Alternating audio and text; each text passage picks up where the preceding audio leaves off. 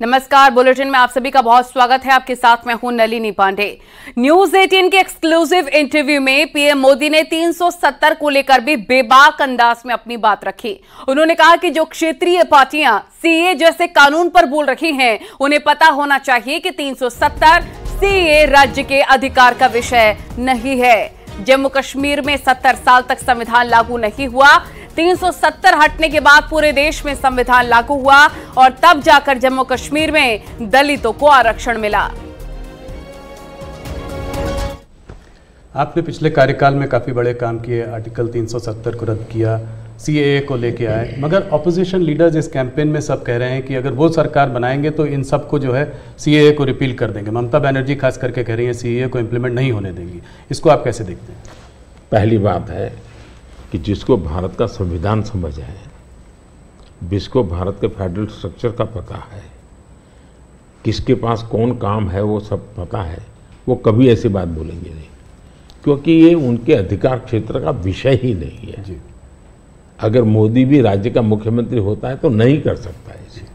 जो भारत सरकार के विषय है वो भारत सरकार करेगी, जो राज्य सरकार के विषय होते हैं वो राज्य सरकार करेगी। लेकिन जनता को मूर्ख बनाने की फैशन हो गई है, जनता को अंधेरे में रखने, इसलिए वो कुछ भी बोलते रहते हैं। दूसरी बात है, मैं चैलेंज करता हूं, कांग्रेस पार्टी कल प्रेस कॉन्फ्रेंस करके बता दे कि हम 370 वापस लाएंगे, क्योंकि 370 हटने के बाद ये लोग संविधान की इतनी बड़ी बातें करते हैं ना, बाबा साहब अम्बेडकर के नाम पर हमको इतनी गालियां देते हैं। हिंदुस्तान में बाबा साहब अम्बेडकर का संविधान पूरे देश में लागू नहीं हुआ था। जम्मू कश्मीर में 70 साल तक भारत का संविधान नहीं लगा है। ये हमने आकर के भारत के संविधान, और वहाँ दलितों को पहली बार आरक्षण मिल रहा है जी। वाल्मीकि समाज वहाँ रहता है, वहाँ पहली बार आरक्षण मिल रहा है। ये सब क्या बातें करते हैं जी। और उनकी हिम्मत है क्या, वो प्रेस कॉन्फ्रेंस करके बोले कि हम 370 फिर से वापस लाएंगे। हिम्मत है तो कोई भी दल हिम्मत है तो आ जाए मैदान में। और हाल ही में राहुल गांधी ने प्रधानमंत्री मोदी पर विवादित बयान दिया था। अब न्यूज 18 के एक्सक्लूसिव इंटरव्यू के दौरान पीएम मोदी ने राहुल गांधी पर पलटवार किया है। उन्होंने कहा कि वो लोग प्रधानमंत्री को गाली देते हैं, राष्ट्रपति पर भी कटाक्ष किए गए हैं। पीएम ने कहा कि भारत की जनता ही मेरा परिवार है।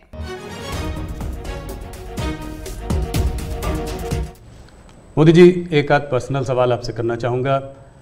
आपने बहुत इलेक्शन देखे हैं, आप गुजरात में लंबे समय रहे हैं, ये आपका तीसरा चुनाव है सेंटर में। मैंने देखा है कि समय समय पर चुनाव से आप पर पर्सनल अटैक अक्सर होते जाते हैं।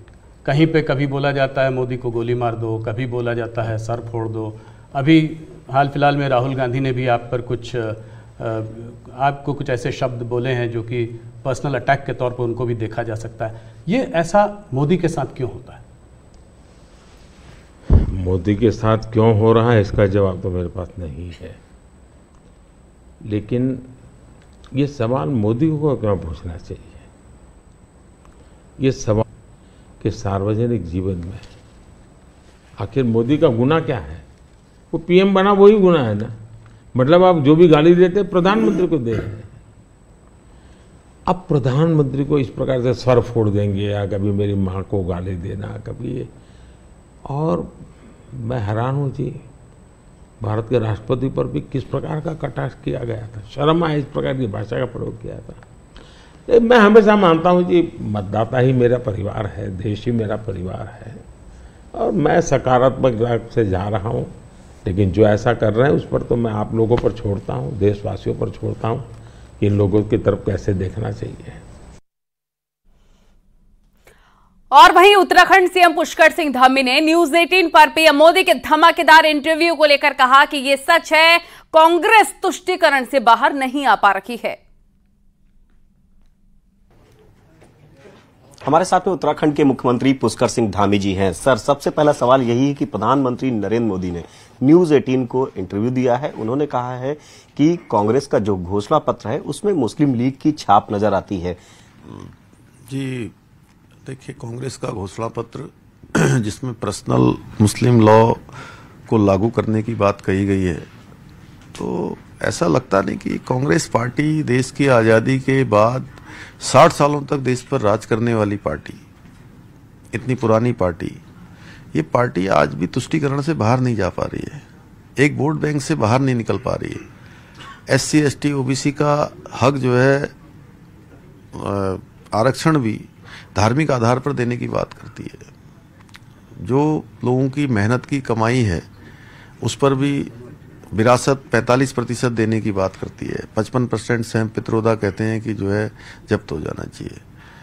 तो ये पार्टी वास्तव में ये तुष्टीकरण जो करती रही है, हमेशा से वोट बैंक की जो राजनीति करती रही है वही दोहरा रही है। और सरकार तो दूर आने की बात है इनकी, लेकिन इनकी सोच क्या है ये देश की जनता भली भांति देख रही है। लखनऊ लोकसभा सीट से बीजेपी उम्मीदवार रक्षा मंत्री राजनाथ सिंह ने आज अपना नामांकन दाखिल कर दिया। दोपहर 12 बजे के करीब राजनाथ सिंह ने नामांकन दाखिल किया। राजनाथ सिंह ने नामांकन में सीएम योगी आदित्यनाथ मौजूद रहे और उत्तराखंड के सीएम पुष्कर सिंह धामी, यूपी के डिप्टी सीएम ब्रजेश पाठक मौजूद रहे। नामांकन से पहले सुबह राजनाथ सिंह ने पूजा की और उसके बाद रोड शो निकालकर नामांकन के लिए पहुंचे। इस दौरान बीजेपी के कार्यकर्ताओं का हुजूम लखनऊ की सड़कों पर देखने को मिला। जनसलाब था, ऐतिहासिक था और जीत भी ऐतिहासिक होगी, क्योंकि माननीय राजनाथ सिंह जी ने लखनऊ को एक नए लखनऊ के रूप में यहाँ पर डेवलप किया है। यहाँ के फ्लाईओवर, यहाँ के ओवरब्रिज, यहाँ के मेट्रो स्टेशन, अनेक सड़कों का निर्माण, यहाँ पार्कों का निर्माण, इस तेज गति से लखनऊ आगे विकास की तरफ बढ़ा है। आज उसकी यहाँ पर पूरी झलक। विपक्ष कह रहा है कि भीड़ वोट बैंक नहीं होती है, आपका लखनऊ से पुराना नाता नहीं, देखिए ऐसा है कि पूरे देश के अंदर इस समय लहर है और 400 पार का जो नारा है वो पूरी तरह से साकार होगा और मोदी जी ऐतिहासिक मतों से पूरे देश से तीसरी बार देश के प्रधानमंत्री।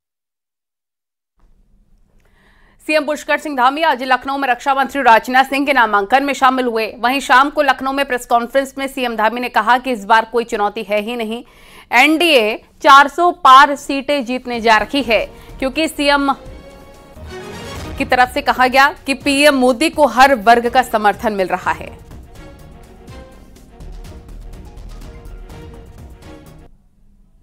जिस प्रकार का उत्साह हर एक वर्ग का यहाँ पर दिखाई दिया, वो निश्चित रूप से आने वाले समय में जो 4 जून को परिणाम आने वाले हैं, उस परिणाम का एक स्पष्ट प्रमाण है कि परिणाम किस दिशा में आने वाले हैं। 400 पार का जो नारा है वो नारा निश्चित रूप से पूरा होगा।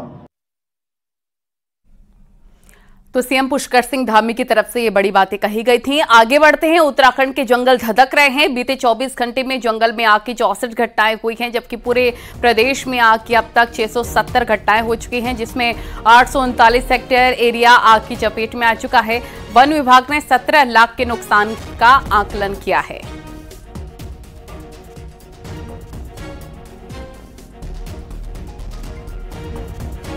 गढ़वाल से लेकर कुमाऊं तक जंगल बेतहाशा धधक रहे हैं, लेकिन फॉरेस्ट के जिम्मेदार ऑफिसर एसी कमरों में बैठकर फाइलों में आग पर काबू पाने में व्यस्त हैं। लिहाजा देहरादून में एसी कमरों में बैठे अफसरों को इस बात का अंदाजा तक नहीं है कि फील्ड में चल क्या रहा है। वे सिर्फ फाइलों में आंकड़ों को कैसे कम किया जा सकता है, इसके मैनेजमेंट में व्यस्त हैं। हालात ये हैं कि गढ़वाल में 228 घटनाओं में 258 हेक्टेयर और कुमाऊं में 336 घटनाओं में 433 हेक्टेयर एरिया में जंगल की आग चपेट में आ चुकी है। लेकिन आंकड़ों की बाजीगरी देखिए। फॉरेस्ट डिपार्टमेंट अपने रिकॉर्ड में बता रहा है कि गढ़वाल रीजन में एक भी पेड़ नहीं जला, जबकि कुमाऊं में अब तक मात्र एक ही पेड़ जला है। शेष बचे हुए 425 जो पेड़ जले वो वाइल्ड लाइफ एरिया में जले हैं। यह है असली बाजीगरी आंकड़ों की। वहीं पर देहरादून में फॉरेस्ट फायर मैनेजमेंट के चीफ निशांत वर्मा के ऑफिस का न्यूज 18 ने जायजा भी लिया है। देखिए। ऑफिसर्स किस तरह से अपनी जिम्मेदारियों का निर्वहन कर रहे हैं, इसकी एक हकीकत हम आपको बताते हैं कि पूरे 610 घटनाओं में फॉरेस्ट डिपार्टमेंट की वेबसाइट कहती है, फॉरेस्ट डिपार्टमेंट के ऑफिशियल कहते हैं कि पूरे गढ़वाल एरिया में जहां 250 से अधिक अग्नि दुर्घटनाएं हो गई हैं, अभी तक एक भी पेड़ नहीं जला है। तो वहीं कुमाऊं रीजन में जो एपिक सेंटर बना हुआ है फॉरेस्ट फायर का, वहां पर मात्र एक पेड़ जला है। ये बेहद ताज्जुब की बात है हमने निशांत वर्मा जो फॉरेस्ट फायर मैनेजमेंट के चीफ ऑफिसर हैं उनसे बातचीत करने की कोशिश की, लेकिन बताया गया कि निशांत वर्मा अभी बिजी हैं, उनका कोई मीटिंग का शेड्यूल है, लिहाजा वो बात नहीं करना चाहते। ये गंभीरता है फॉरेस्ट ऑफिशियल की। तो देखिए, वन विभाग का कहना है कि कुमाऊं रेंज में सिर्फ एक पेड़ जला है, जबकि अल्मोड़ा में कई जंगल खाक हो गए हैं, कई पेड़ भी आग की चपेट में आए हैं।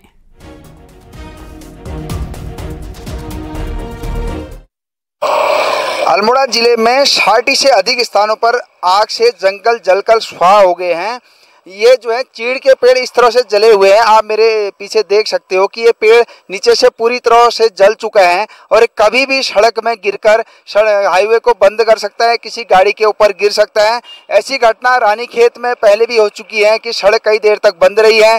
चितई के पास इसी तरह की घटना हो चुकी है और ये पेड़ अब जो है दोबारा इनको जो है जीवित हो पाना बड़ा मुश्किल हो सकता है। किशन जोशी, न्यूज़ 18 अल्मोड़ा। अल्मोड़ा में अभी भी कई जंगल जल रखे हैं। वहीं पर वन विभाग ने जंगलों में आग के मामले में बड़ी कार्रवाई की है। जोरासी रेंज के रेंजर को लापरवाही बरतने के आरोप में जिला मुख्यालय अटैच कर दिया गया है। जोरासी रेंज में तेजी से जंगल जल रखे हैं, जिस पर रेंजर की लापरवाही की बात सामने आने के बाद ये बड़ा एक्शन हुआ है। जैसे ही ये मामला हमारे संज्ञान में आया है, डीएफओ अल्मोड़ा ने उनको अटैच कर दिया है। तो यस, ऐसा केसेस एक्सेप्शनल केसेस होता है और उन केसेस में हम लोग स्ट्रिक्टली इस केसेस को टेकअप किया जा रहा है। तो देखिए, जंगल की आग न सिर्फ जंगल जला रखी है, बल्कि इसके साथ ही वाइल्ड लाइफ के लिए भी बड़ा खतरा पैदा हो गया है। देखिए रिपोर्ट।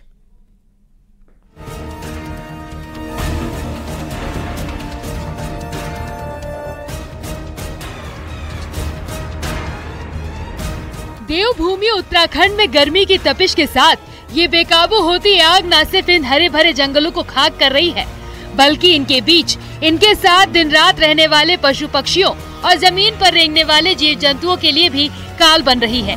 इसीलिए आग की ये लपटें वाइल्ड लाइफ एक्सपर्ट्स को चिंता में डाल रही है।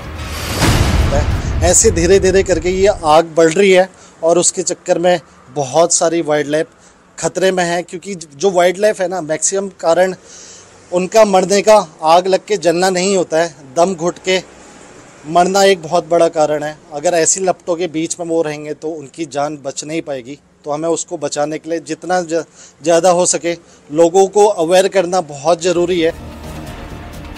दरअसल जंगल के जर्रे जर्रे में अलग अलग तरह के जीव रहते हैं। इन्हीं पेड़ों, झाड़ियों, नदी और नालों में उड़ने वाले पक्षी से लेकर रेंगने वाले सांप और जंगल में घूमने वाले हिरण, खरगोश, बाघ, गुलदार और हाथी जैसे जानवर रहते हैं। लेकिन लगातार बढ़ती आग जंगल के जंगल स्वाहा कर रही है। टोटल अभी हमारे 28 इंसिडेंट हो गए हैं इस फायर सीजन के स्टार्ट से। हम जो फायर सीजन आपका जो 15 फरवरी के बाद जो इंसिडेंट हमारे शुरू हुए हैं, तो उसमें अभी तक 28 घटनाएं हो चुकी है। इसमें हमारा लगभग 35 हेक्टेयर वन क्षेत्र जो है वो प्रभावित हुआ। हालांकि हैरानी की बात यह है कि उत्तराखंड में पिछले एक महीने से 600 से ज्यादा फॉरेस्ट फायर की घटनाएं हो चुकी हैं, लेकिन अभी तक किसी भी जंगल जानवर की मौत रिकॉर्ड नहीं की गई। जबकि वाइल्ड लाइफ एक्सपर्ट इस आग के साथ जंगलों में बढ़ रहे कार्बन डाइऑक्साइड के स्तर से चिंतित हैं, क्योंकि यही गैस जानवरों के दम घुटने की असल वजह बनती है। हल्द्वानी से न्यूज़ 18 के लिए शैलेंद्र नेगी की रिपोर्ट।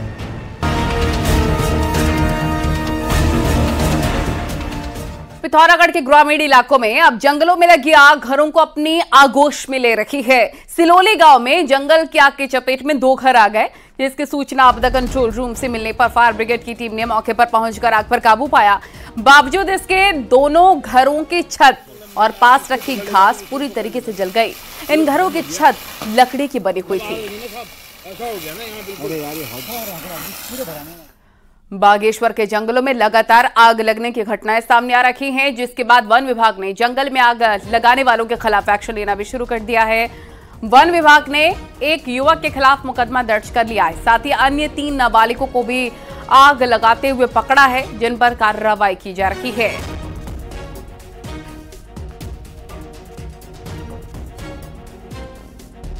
कुछ लोग आग लगाते हुए हमें रंगे हाथों पकड़े गए हैं।